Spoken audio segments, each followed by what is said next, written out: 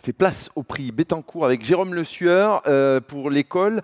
Un prix cette année qui revient à Irache Lopez de Subuana Esteban du département Génie civil et construction. On a un jingle, mais on va vous dire la vérité.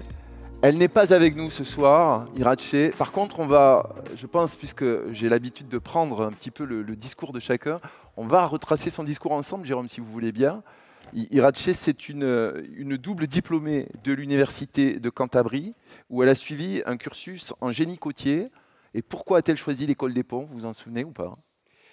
Oui, elle a choisi l'école des ponts parce qu'elle en avait entendu parler dans son programme à Cantabria. C'était quelque chose qu'elle voulait absolument faire. Elle est arrivée à l'école des ponts. Elle avait déjà commencé son master là-bas. Donc, quand elle est ressortie de l'école des ponts, elle avait donc 2 masters. C'est une élève brillante. C'est d'ailleurs l'un des critères du prix Bettencourt. Je ne vous donne pas tous ses relevés de notes, mais c'est vraiment impressionnant. En particulier sur le stage long, sur le PFE.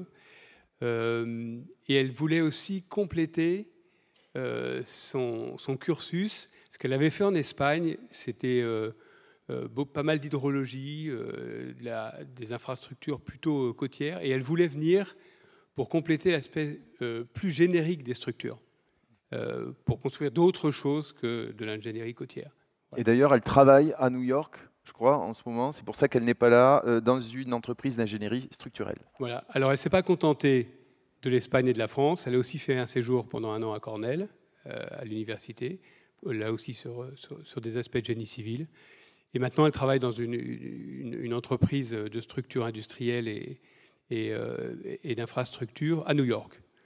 Donc, c'est vraiment quelqu'un qui a une ambition internationale et ça montre le rayonnement de l'école à l'international. Et parallèlement, elle s'est fortement impliquée dans la vie de l'école. Ça, c'est aussi intéressant. C'est le 2e point dans le jury où étaient Thierry d'ailleurs et Boris. On était ensemble, qui était très marquant.